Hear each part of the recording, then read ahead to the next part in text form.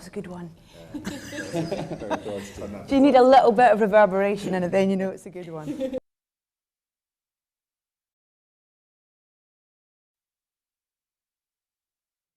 Thank you all for coming today for this I, Daniel Blake round table, winner of the Palme d'Or at Cannes 2016, outstanding British film at the BAFTA Awards. An incredible story directed by yourself, Ken, and written by Paul Laverty, which has generated such a necessary ongoing conversation since it hit cinemas around the UK. We'll go around the table and introduce everyone, if that's okay. I'll start on my right. Mark Steele, thank you for being here. Comedian and columnist for The Independent, thank you for being here. Next to Mark, we have Jonathan Bartley, co-leader of the Green Party. Thank you for being here. Victoria Waldesy, next to you, commissioning editor of the website Economy. And then we have Mr. Jamie Cook, head of the Royal Society of Arts in Scotland. Mr. Ken Loach is with us today as well. And then What's he doing here? I don't know. It's a good question. I'm just wondering if he's going to say anything. And we have the wonderful Adam Smith here as well, who's founder and co-director of the Real Junk Food Project, which we'll talk about in a second. Ken, if I can start with you, please. When you made this film, it's a film that's been raised in Parliament. It's had an enormous amount of community support, public support.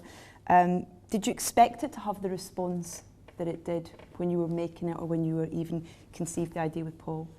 Well, we knew we were onto something, because the brutality with which people are treated when they're desperate is extraordinary, and people's lives are thrown into chaos when they're sanctioned and their money stops.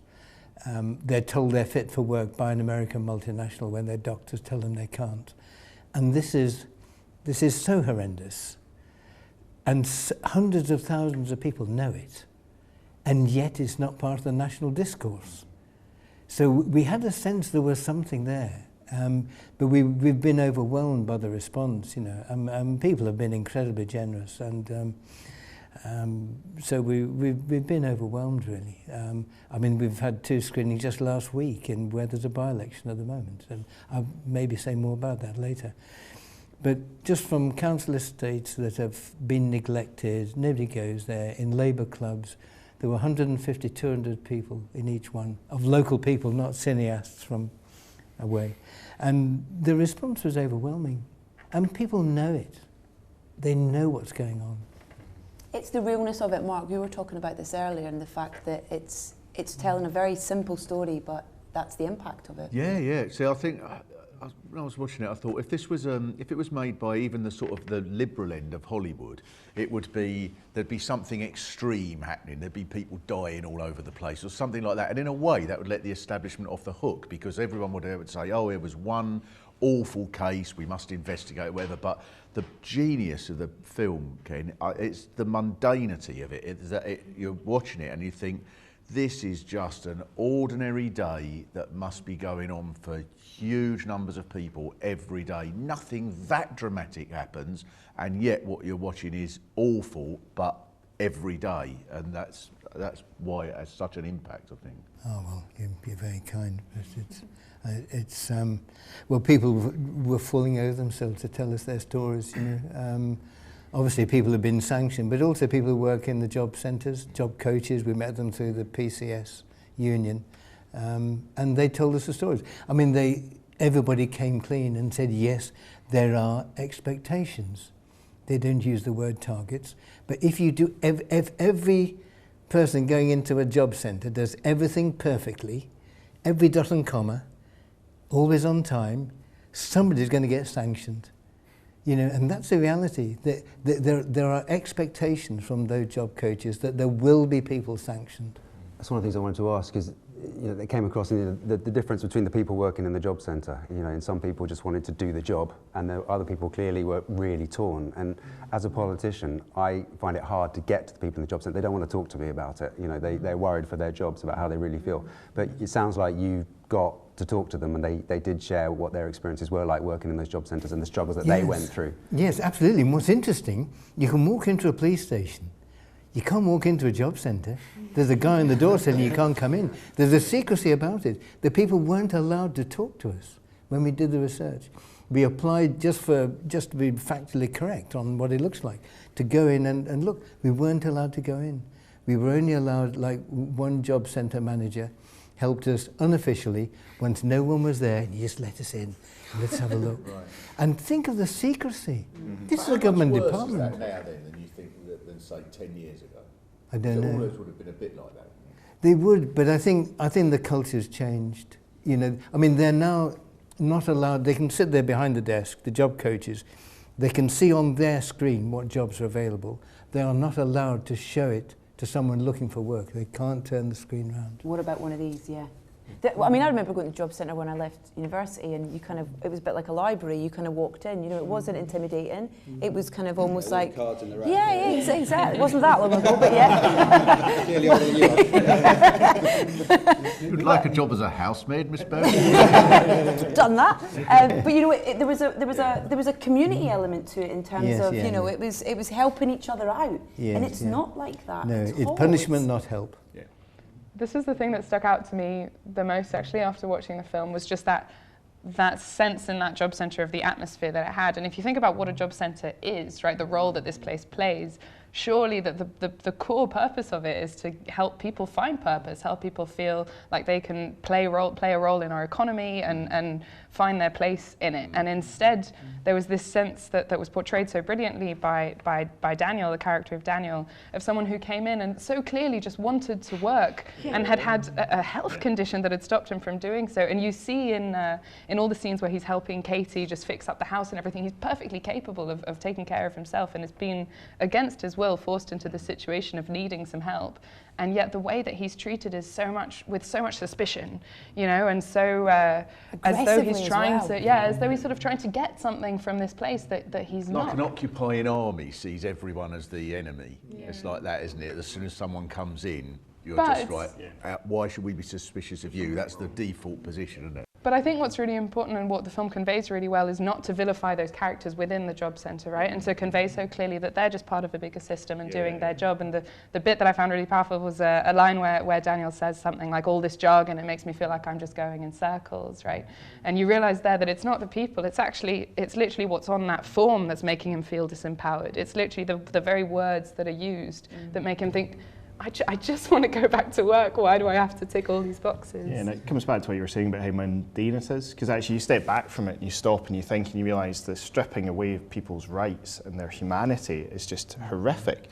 Yeah, it's not happening consciously in that sense. It's not people sitting there saying, you know what, I'm going to have a good day at work today by completely destroying someone who wants to come in. They're worried about their jobs and the insecurity of their lives as well, in many cases at least. And I think that really struck me was if you'd kind of gone in, it was aggressive and, you know, everybody's in uniforms to kind of treat you that way, it would be the occupying army. But actually this is people who live probably not that far away in some of the communities having to do this to other people or be in the same position themselves. And I presume if you worked there, you sure as hell wouldn't want to be getting sacked and having to come back in a week later trying to get help for yourself. I mean, everyone in that scene behind the desk is an ex-job centre worker. Everyone, apart from the two main women, Anne and Sheila, all the others worked at job centres and left. And the woman who you see running the job centre is a terrific woman actually, who again left the job centre work because it was so horrific, and now runs an organisation to advise people, to advise claimants, So the guy sitting at the front was a PCS lay official. No promotion, no bonuses. You're a union man. You're going to suffer. You know that's really disgraceful, isn't it? You said in your speech at BAFTAs about the real world we live in is getting darker. And with the film and with the conversations that it's started and that are ongoing, do you see it making an impact? Do you see it making people take notice, and for there to be change? And what change would you like to see? Well, yeah, that's a huge question. I mean, it's getting darker in the rise of the far right, I think, and that's coming about from whole areas that are left alienated, feel there is no one speaks for them, and the anger that is there, and we saw this when we went to the Stoke, the by-election last week, anger against Labour councils, anger against the Labour Party of Blair and Brown, who left whole areas desolate. And it seems to me that there is, saving your presence, Jonathan, but the Labour Party being the largest party that can change things, the biggest culpability lies with those Labour MPs who refuse to do what the membership want, do everything to undermine the leadership of Corbyn and John McDonnell, and to have made it their business to undermine them, to attack them, to get the knife between the shoulder blades, to leak stuff to journalists that they're only too eager to print. And that's left Labour looking disunited and therefore losing votes. I mean, without getting too political about it, it does seem though that Labour, even under Corbyn and McDonnell, aren't being radical enough. You know, they will get rid of sanctions, they said, but they said they'll introduce another sanctions regime. And it seems to be, you know, an inability, no political will to really take the necessary steps to reform. You know, the welfare state, what came along, you know, loud and clear in the film, was that it was set up for a bygone era.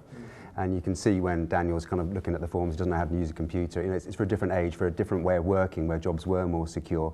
And the problem was unemployment, where there was an aim of full employment. The job centres were originally supposed to be enabling.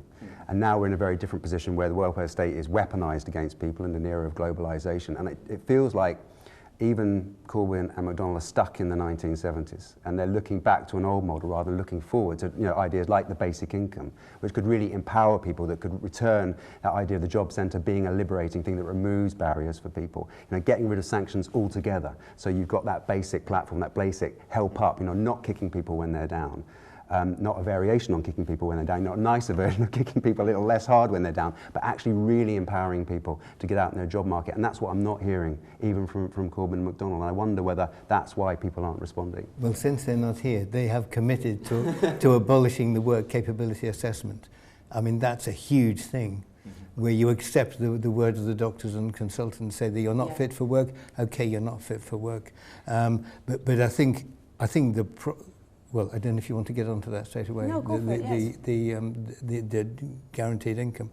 I would prefer the slogan full employment, because I think we need a society where there's a place for everyone, where everyone can contribute. Because if you just have a basic income, the person who's working in this house is going to look across there and say, you're not working, but you're getting money. And I think it's potentially divisive, but a demand or a society in which there is a place for everyone and everyone has a contribution to make, I think is much more positive, and it stresses what we can do collectively rather than a kind of inbuilt charity. I do agree with you, but the issue is underemployment now. You know, things have moved on. You know, it's now there is a lot of employment, but people are using the food banks. You know, are people who are in employment. It's because it's a capitalist society. Well, okay, we can do away with capitalism another time, but just now. No, it's essential. It's absolutely, it's the root of it. It's because employers drive down the cost of labour. They want a vulnerable workforce, and they will be delighted if you pick up the tab. But if we're not going to abolish capitalism, what are we doing about the welfare state? That's a crucial question. What are we going to do practically now? You know, what is the vision that we've got for the 21st century? Not for a bygone era, but for now. Jamie, you wanted to pick up on something. Well, just because I actually think that for me, both of those go together, and I think one of the key reasons why I'm very interested in basic income, and we're seeing a lot of traction around it, I think just now, is actually because work as a concept has changed. So I completely agree with you. What we need to find is that purpose that you talked about. But actually, we have a system just now where if you're a carer, that's not work, that's something you're doing. If you volunteer, that's not work. And actually, we hear the criticisms of, you know, well, a basic income, people could not work. Well, actually, most of the time we're talking about basic incomes that wouldn't give them enough money not really to work. But actually, in some ways, that's not a bad thing. I think we need to reconsider. Life has changed, the world has changed, the way people work. We don't have jobs for life. We may be working now for the rest of our lives. I certainly don't expect to retire at any point before I'm 100.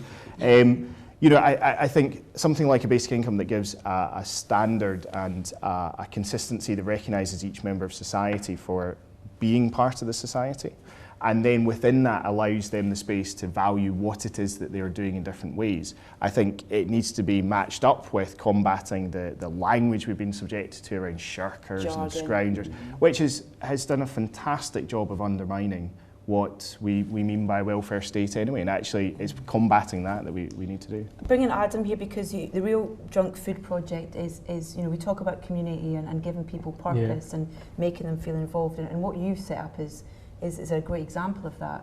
And some of the things that we're talking about, especially like basic incomes, like I experience a lot of the people that are depicted in I, Daniel Blake every single day, and some very, very worse scenarios and what goes on every single day.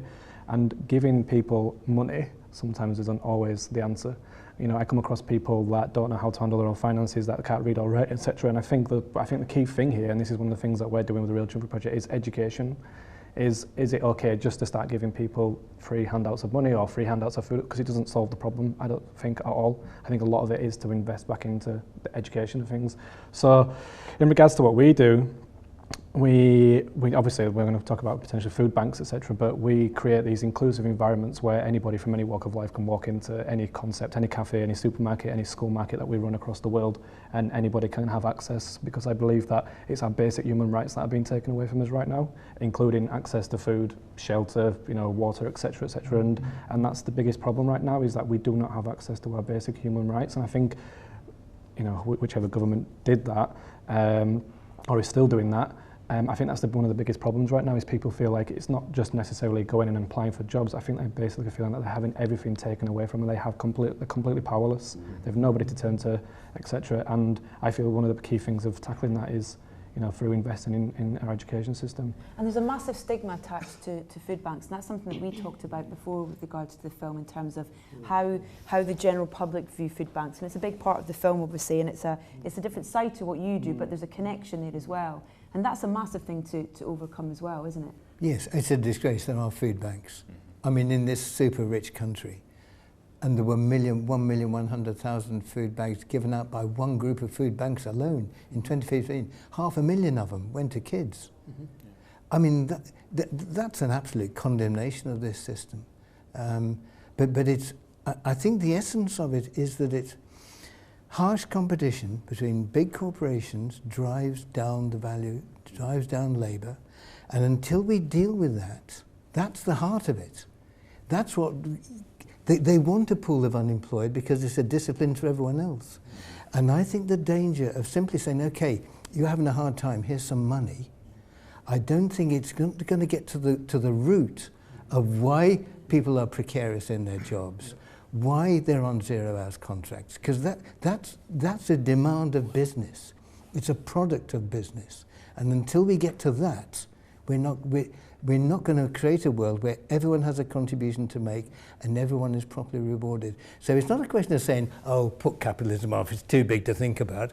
It's the essence of why we're in this situation. No, I So I think if I could sort of, I'm going to try and be peacemaker here. So I think me and Ken are agreed. I know. So I think to start with, I think when you sort of stories like your one, right? So you've set up these cafes in order to provide food for people that haven't got food, and you would think that would be something that all humanity would celebrate. Here is someone through no great sort of personal profit is deciding to do this, set up food for people with no food. But you go to the supermarkets, and the people that run the supermarkets, instead of saying, oh, what a marvellous idea, we've got all this food at the end of the day and we don't know, we'll be able to feed the home. Instead of that, they're suspicious, they don't like it, they don't trust it. And the reason is the one that Ken's getting to, which is that big business is not set up, like very few big businesses even sort of pay scant regard to the desires of humanity. That's not their basic, that's not their compulsion, that's not what drives them.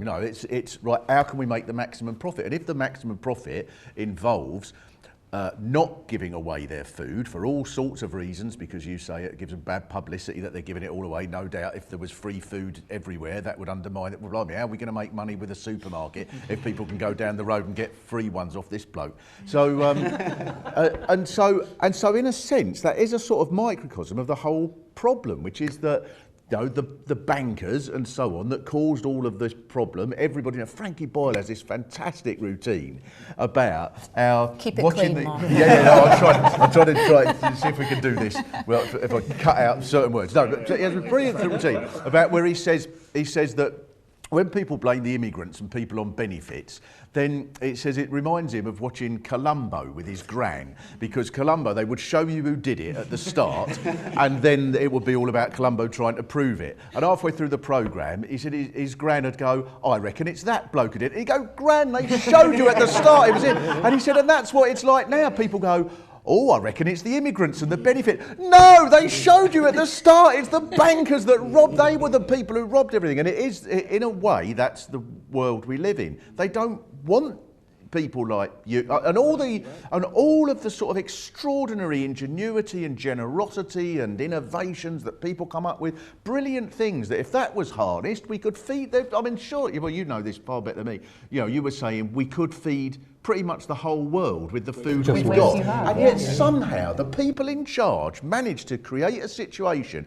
where there's enough food to feed the world, and they organise it in such a way that we have these sorts of scenes that Ken depicts so brilliantly. It's done deliberately. It's not an accident. Absolutely.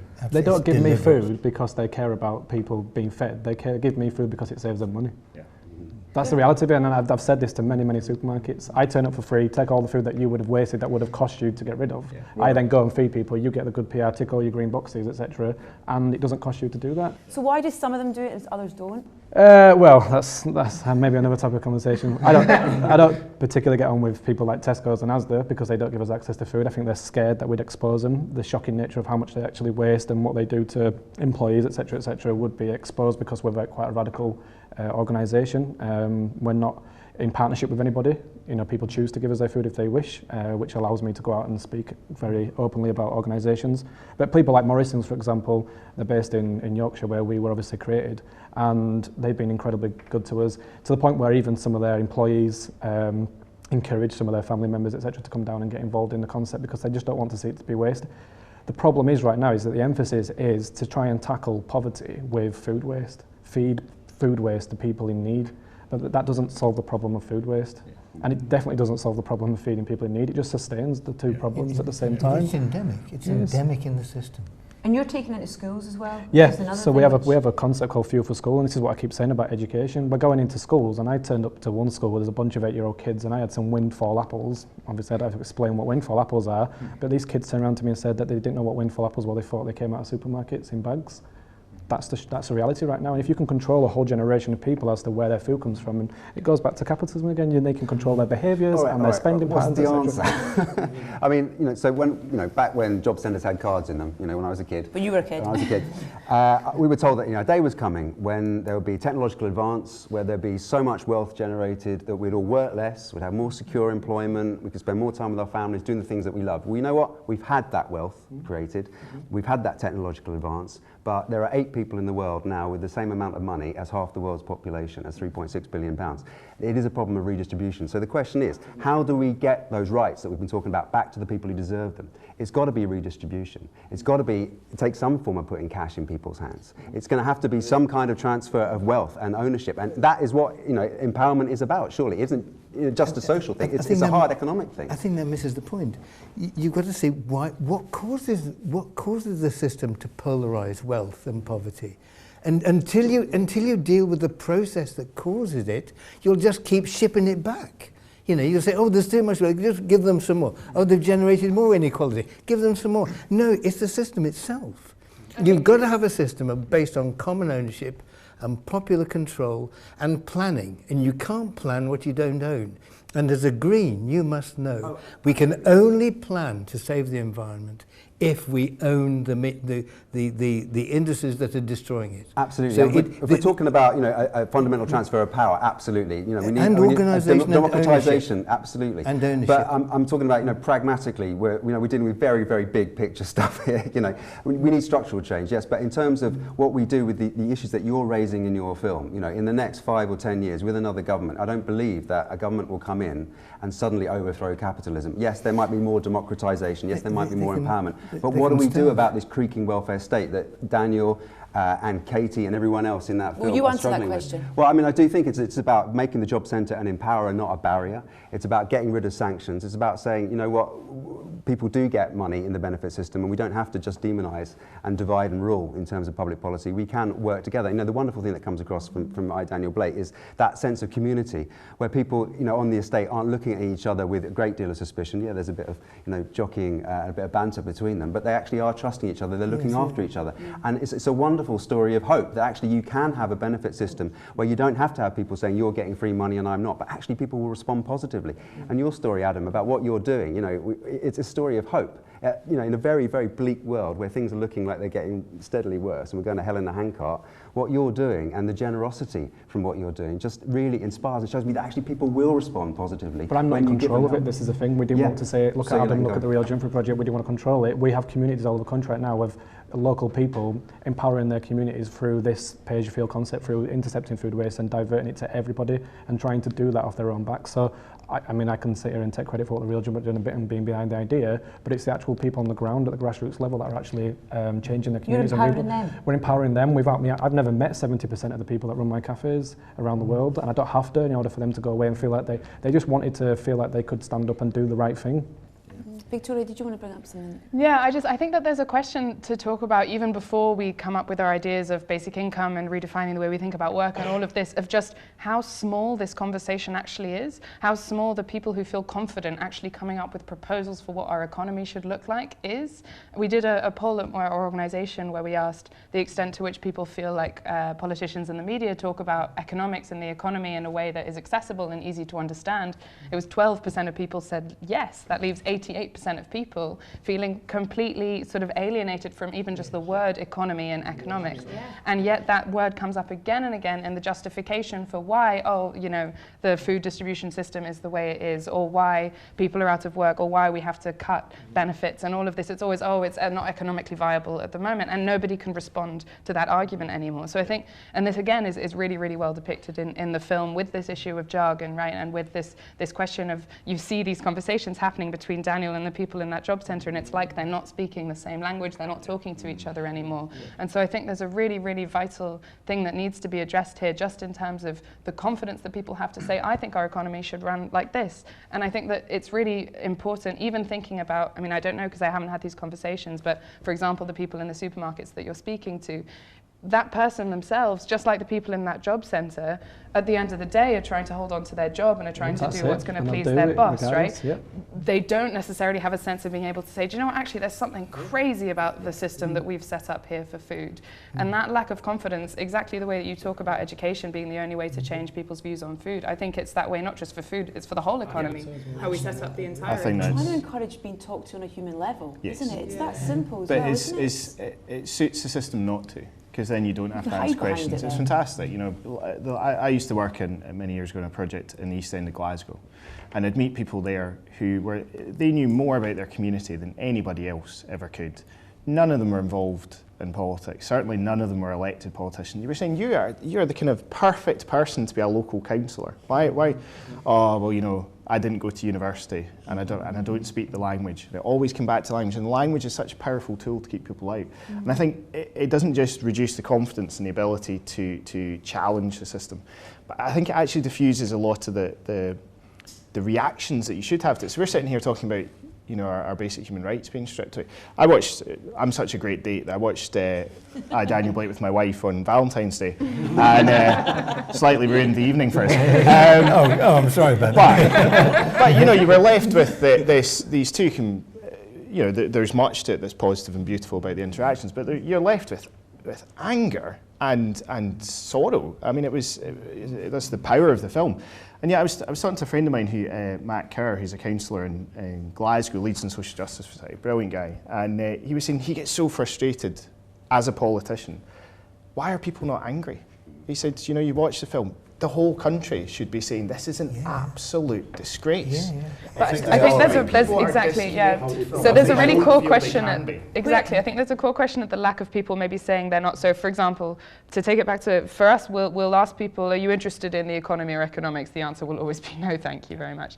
Then you'll ask a few more questions. Oh, are you interested in, you know, jobs, the price of the things that you buy, the price of your train ticket home? Yeah, of course that stuff interests me. Okay, well maybe that is economics, right? But they will immediately turn off the subject because it feels so distant from them. And I think that that's something that can be applied to politics in general. So you can't be angry, because where are you going to put that anger when you don't have any sense of empowerment? I think that's the problem as well, is that people feel like they don't know where to go with that anger. Exactly. Or who to voice it to. Yes, I think Or how to voice it. Yeah. since Jonathan spoke, there's been something I've been dying to say.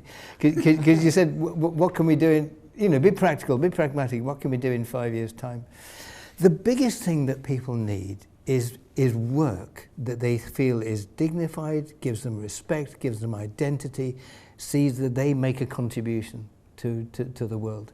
And public investment in those rundown areas, in proper work, proper industry, making things that we clearly need, that is the biggest move we could make, where the work was not precarious, no 0 hours, real contracts, and that's public investment. And I would say we've got to own the industries that we public invest in. We don't try and tempt some corporate power to come and start the whole cycle of exploited workers yet again. So that we could take the energy, the water, the gas, the electrics back into public ownership, again with proper contracts, proper employees, not owned by foreign countries, and start to get all the private contractors out of the health service. So that we stop that 0 hours, that race to the bottom in wages and employment. Now that's practical things that we can do within a matter of years, and that not only gives people the dignity and proper work, which is what people are desperate for, but it also starts to peg back the power of the big corporations, and it means we can be environmentally properly responsible as well. I think that's a simple, practical answer in theory, Ken. The difficulty with it is that the corporations that rule the world, and certainly rule Britain, they seem to have, they act at the moment as if it's all done and dusted now, all of these arguments. There is only one way to run anything, which is you have to hand over everything to big business. Otherwise, it simply won't work. If Balfour Beatty aren't putting in a tender for something, the laws of physics says that thing will melt. And so it will take an enormous movement, I think, now, although it would simply, the face of it is just going back to how things were in some ways before, to even something like renationalising the railways would take an enormous movement. I don't think that, if supposing that a Jeremy Corbyn-led Labour Party was to win an election, if that was possible, even if that would happen, he would then face enormous difficulties from all sorts of legal obstructions and so on, just to do that one fairly simple thing, which is something that most people in this country wish for anyway. So I think that the task, and that's why I think that it's a shame if there's a sort of schism between the Labour Party and the Green Party on this. We're agreed. We're on the same page.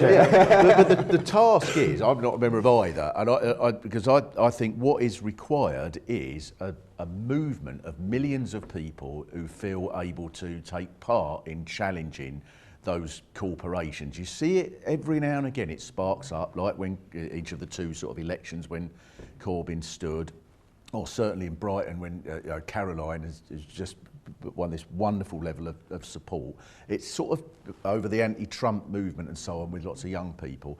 It means very, very little to most people now, even under Corbyn, I fear. And that's what I think needs to be built up, both a movement against those corporations and also re-educating people in those basic sort of ideas that it is possible to run a world through the generosity of people rather than only running things by handing it to the greediest people possible. And this is what I, Daniel Blake, is having a conversation about, and is encouraging people like us to have a conversation about. I mean, you wrote a piece recently about how the media were almost kind of like refusing to accept the reality of Oh God, that was a Ken's hilarious film. thing by, what's his name? Tory spokesman bloke. No, Toby Young, right? And it was marvellous. It was marvellous because he wrote. Let's see if I can get the words right.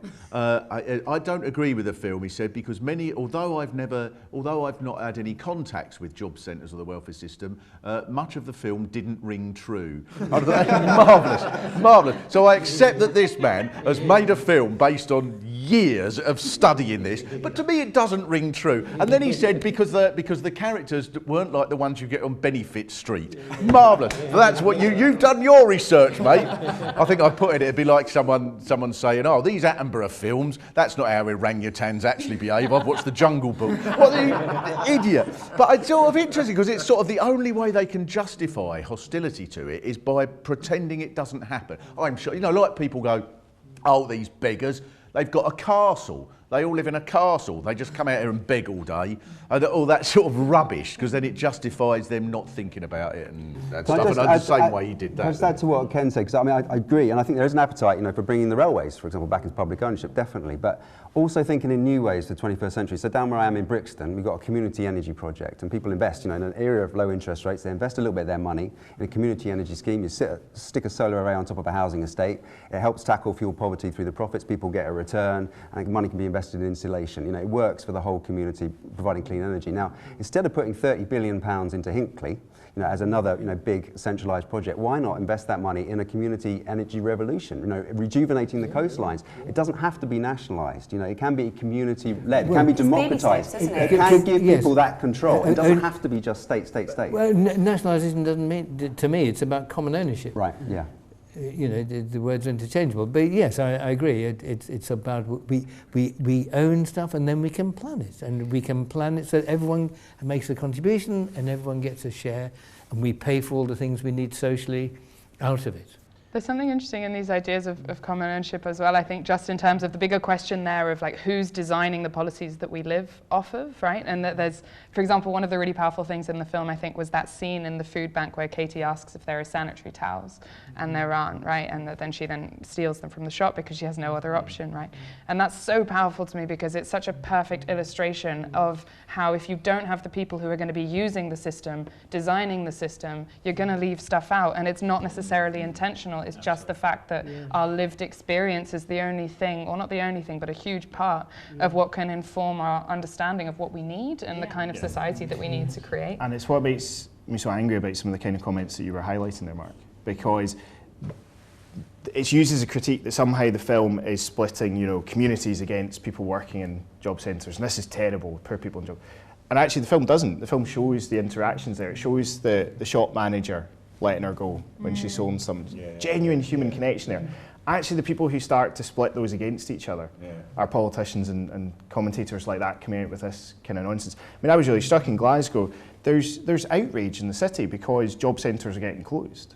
Now, if they were purely seen as evil bastions full of horrible, horrible people, there would be celebrations in the streets, see the back of them. People see that they should have a role. They feel they're not having enough, but so many staff are trying to do it. And actually, I find it really frustrating that there's this attempt then to add in that split between people that actually the film itself doesn't show. Not in that level. The split's higher up the chain from there. Yeah. I mean, we were asked if we wanted the Theresa May and Ian Duncan Smith and Damien Green to watch it, and we said no, because they know exactly what they're doing. They know what they're doing, and if they don't know, then they're incompetent, and if they do know, then they're morally bankrupt and shouldn't be in power. So who did you want to watch it? Well, anybody with an open mind, and the people who are in that situation, so that they feel there is recognition for what they're going through, because part of their despair is the sense that they're being penalised, they're going hungry, they're in chaos, and no one knows, no one cares. But everyone with an open mind, really. I was talking to this woman in Bristol, this thing I was speaking at, and she was a disabled woman, and she said she got a little note through the door. She popped out and got a little note, recorded delivery thing, when you have to go down the sorting office. And she said she was in fear the whole weekend because she knew that when you get a benefits sanction, it comes with a recorded delivery letter. In the end, it turned out that's not what it was. It was for a relative or something. But all weekend she was in this fear, and she said it's the sort of more than the regulations having changed officially. She said it's the attitude that's changed over the last few years. Yes. That it's one where you just feel that you're guilty all the time. Yes. We heard an extraordinary story about that, actually. I mean, you're dead right, Mark. A man who was seriously ill with cancer. He fell, but he was deemed fit for work. He had advanced cancer. He was deemed fit for work, so he had to go and sign on. He fell and cut himself and hurt himself very badly. His neighbours called the ambulance. The ambulance men said, "You've got to get in the ambulance and we've got to take you to hospital." He said, "I won't get in. I've got a job appointment tomorrow. If you keep me in, I can't go to that appointment. I shall lose my money." And he was in such fear, and he'd lost so much blood, and he was in such fear, he wouldn't get in the ambulance. And that's what that bastard Ian Duncan Smith has done. That's why, I mean, the rage that people should feel for that man and his successor and the people who sat around that cabinet table and voted for it. I mean, they should be excoriated, really, they should. So I was so angry when I saw the film. I only saw it a few days ago because I deliberately wanted to leave it, and because I didn't want to cloud what I knew was going on. But and then I'll admit I had tears running down my face when I saw it, and I just a mixture of emotion. And we said, why aren't people more angry? Well, you know what? I think people are really angry, but it is these policies of divide and rule, which means the anger is being directed in the wrong places, and it's a cover-up of policy failure. And we know what the Conservatives have done over the welfare state. They've divided communities against one another. They're doing it in education, around grammar schools. They get parents competing against each other. They're doing it in the NHS. They're getting the GPs competing against the A&E departments, and they've done it over migrants. And splitting communities. And it's to cover up for policy failure. And it is about getting that unity and directing that anger in the right direction, because the anger's there, but it's got to be channeled in the right direction. It's about identifying the enemy, and this is what your film does so beautifully. Oh, well. And I think education, like you were saying as well, I took my 8-year-old in his first march, on the refugee march, and it was absolutely wonderful to kind of see him learn and kind of feel like, an 8-year-old kind of asking all these questions sort of thing. And you were talking about that earlier, about there needs to be a movement, there needs to be something. It feels like it's bubbling. It feels like there is something there. And I think that there are many things that have contributed to that, and this film is one of them, because it's a conversation that's been going on for months now. Well, I think everyone around this table contributes. Mark's column communicates. Yours, you do. All people do. And I think it's. But I think we just got to keep our eyes on the bigger picture. I think as well that, sorry, very briefly, I think on the point that you were making, I feel, particularly when we think about education and your 8-year-old, that there needs to be also a way of making sure that we can find unity beyond party political lines and kind of come back to, you were discussing about corporations, right, and this kind of assumption that the way that they work is the way that we should work, and actually we need to figure out a way to step back again and just sort of re-clarify here what the values are that are shared. The value that's implicit there that people no longer seem to feel the need to say is efficiency and profit over all else, and it's almost like there's just been a decision made that that's how we'll run society, right? And the conversation about whether that's the case is only really happening in academic or highly politicized circles. So I think there's got to be even a way, whether it's classrooms with 8-year-olds or anywhere really, to have that conversation so that you can have a movement that isn't just aligning necessarily those in opposition to the current government, but even finding the dissatisfaction of people who support the current government. I'm sure there are going to be things that they'll have in common with people who are in opposition to it. I think one of the things that, especially at the moment, I'm finding really fascinating to see around the Brexit debate, around Trump and so on in the US, is how much of people's identity is suddenly being tied to their economic worth and their economic value. So even just myself as an example, I'm from Germany originally, but have been in the UK for about 6 years now and have never thought of myself as an immigrant before, and suddenly very much do, because I have to, because it has such a big tie now to my right to stay in this country. And it's really interesting to just suddenly have that thrown upon me when other people have had that in their lives for much, much longer for lots of other reasons. And so this precedence that our economic value to the country is having on politics, and the way that we talk about politics, I think is dangerous without a discussion before that's an inclusive, open discussion about, wait a minute, what kind of values do we want to have to base our economy from before we start to say you're useful and you're not? Absolutely. And I think that, I've been really struck, and I know we've debated whether, basic income, I think, is an important step for us to look at, but obviously we've talked about where that can sit. But one thing that's really struck me with the discussions in Scotland, and we're getting great kind of headway up there, is it's cross-party and it's no party. There's a lot of the energy and the radicalism that came out during the independence campaign from both sides, of people then who kind of got to the end of it, and whatever the outcome, kind of went, oh, what now? Where do we go? We don't connect with parties. And actually we're finding a lot of that's coming into the basic income debate. Well, and there's still a lot of hostility though between SNP and Labour, isn't there? Oh, there is. But I mean, over something like Trident, I think, oh, can't you just get together over there's huge feelings there. But, for example, the Glasgow City Council signed off a phase 1 feasibility study on basic income, which was unanimously approved by the Executive Committee, which is multi-party. The work in Fife came out of the Fairer Fife Commission, has been unanimously supported.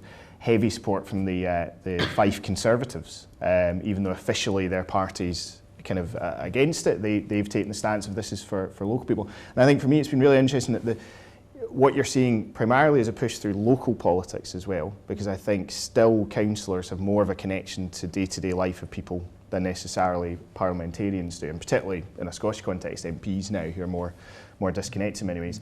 But also it's that people are driving this because they want to see a change, and politicians are following on with them. And actually that's taken away from this, well, we can't talk to the left or the right or anywhere else. Actually, we need to get people together where there are these mistakes. I think, just to follow up what you're saying, I think you say it's very interesting. The people talk of political correctness and talking about generating a discussion about, where are we going and what are our common values and so on. Political correctness is judged as not being unfair to people who have traditionally had a hard time. So you don't say rude things about people who have susceptibilities. The real political correctness is the market. You can't challenge the free market. A question that they line up for politicians on the left is, you're anti-business. And that in itself is seen as a condemnation. Actually, yes, business that promotes 0 hours contracts, that forces people unemployed, that makes precarious workers, yes, we should be anti-business. And businesses that are destroying the planet, yes, we're anti-business. And I think that challenging that political correctness of the right wing that they impose without calling it political correctness.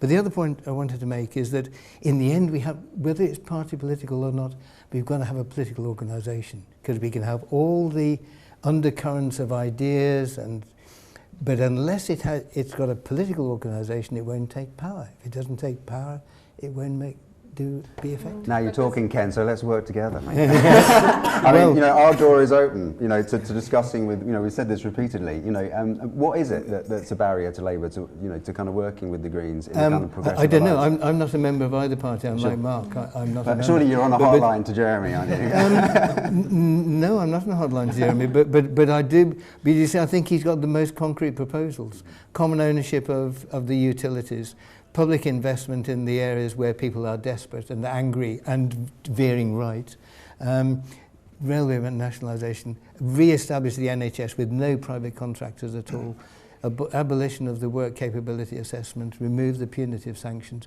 I mean, that's a fair shopping list. But political realities, though, how are we going to make this happen? Does anyone really feel that, with boundary changes going through, a potential snap general election? I feel like we're staring down the barrel of decades of Conservative rule.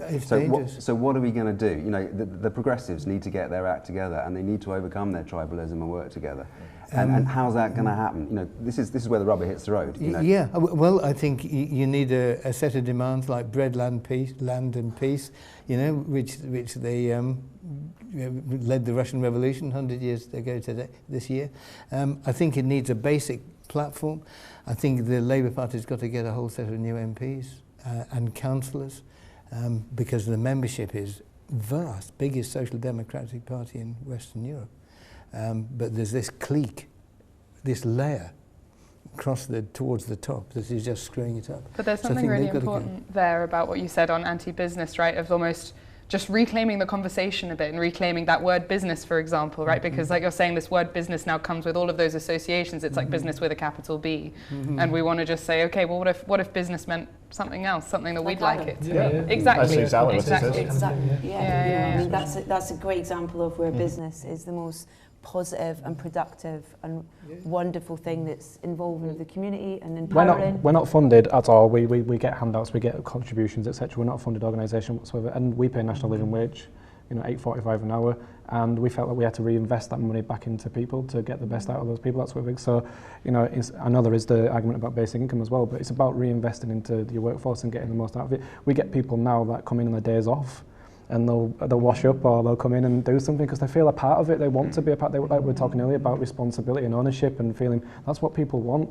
People want, and then I see it because I work and live in a lot of these towns and I grew up in these areas as well. And you just want to feel a part of something, and that's been taken away from us, including community.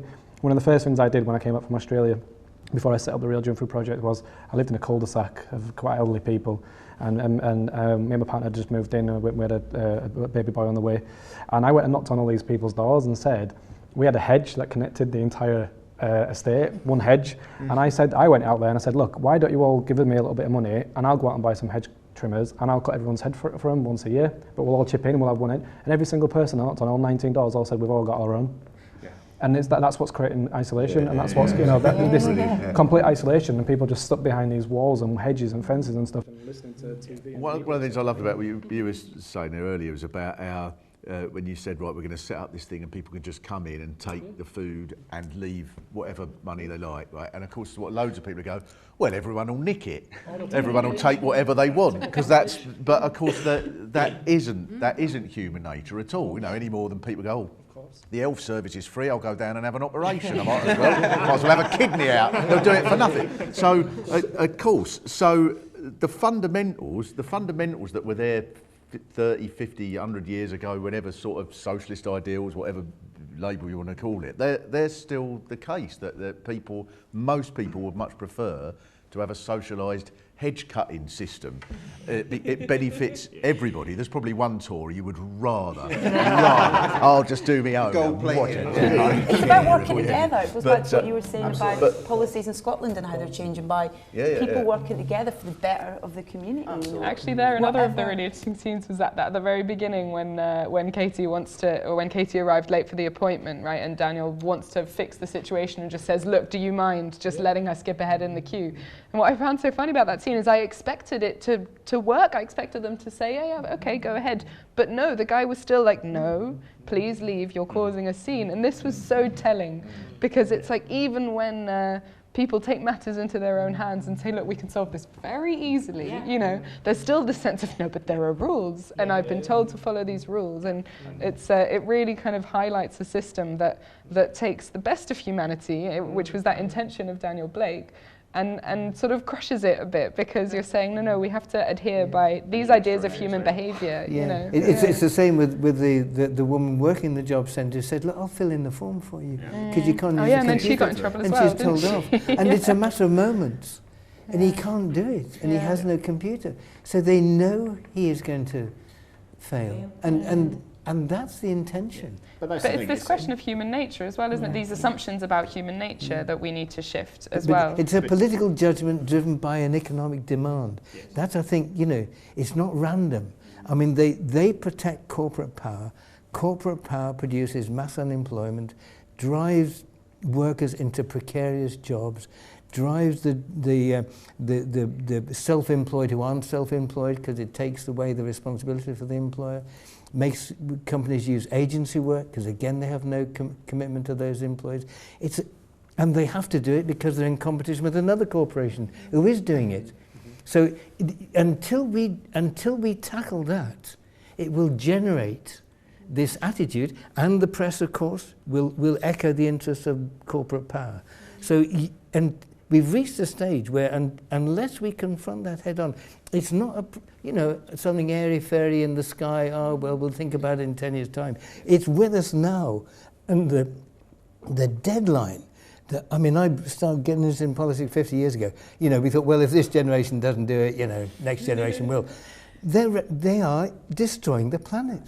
There will not be a planet for us unless we intervene now, and you've got to go to the source, not tinker with it. Ken, but how do we tell this story? Because it seems like the right have this really compelling story, and it's a very simple story, and it hits the heart. And the left tend to deal up here a lot, and your film touches hearts and it mobilises people. But so far, the left, the progressives, have failed to connect. We failed to tell that compelling story in the way that you've articulated. But we've got to make it even more accessible to people, so they can understand it, they get it, and they can coalesce around it.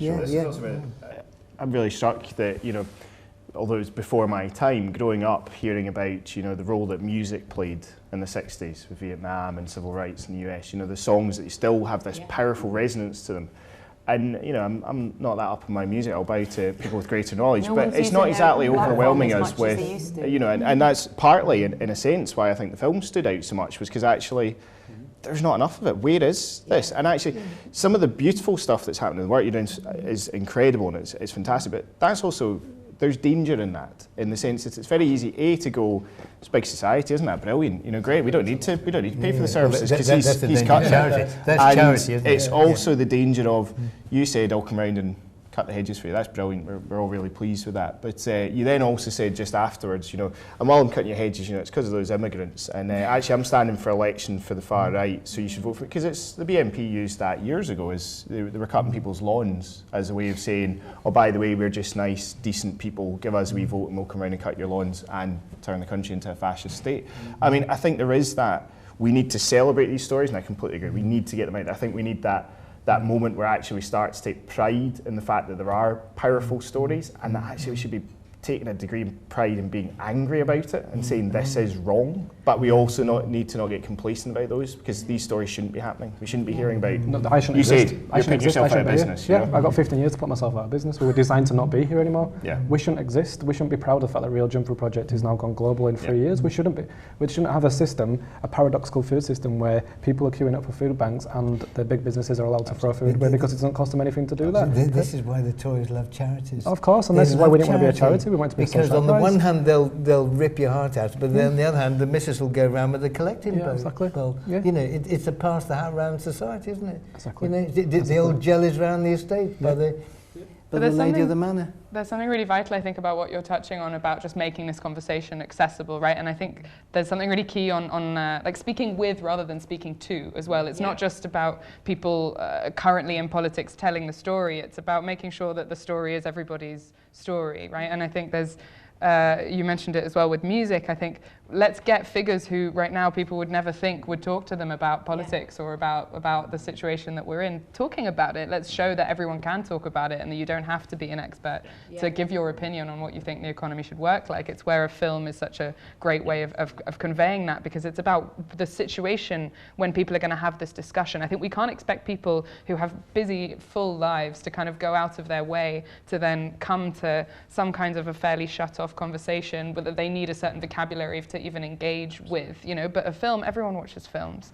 We do that for leisure. You do it on Valentine's Day, you know, like, and that's where you've got to get these conversations. The left's been hopeless, though, hasn't it, at doing that over the last 20, 30 years. It's been hopeless at being able to connect people. It's so much of it's adopted a sort of superior, smug sort of satisfaction and stuff. I mean, that's why, you know, one of the reasons Ken's films stand out even more now than they did before is because it talks to people rather than talking down to people.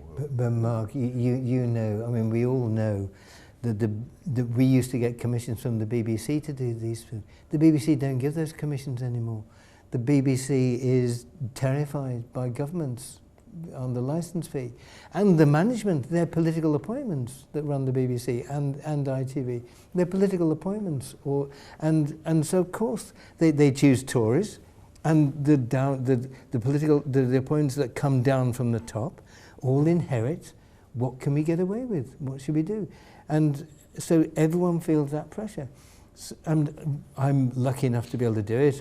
Paul Laverty writes the script, and Rebecca, because we've been doing it a long time. But the young filmmakers who would make brilliant films just don't get the commissions. Yeah. So it's not, you know, when one talks about the left and you think, well, the old codgers who sit in Parliament is one thing, but there's a radical spirit of people who would make fantastic films. And I meet them every time we do a screening. And they said, how do we do? How can we get in? How can we make these films? And so, well, you have to do one, then do another. But the people won't give those commissions out. It's not just that, though. Like, what I did, if I'd have gone to Leeds City Council and said I wanted to create the world's first Pagerfield cafe using food waste, they'd have shut me down straight away.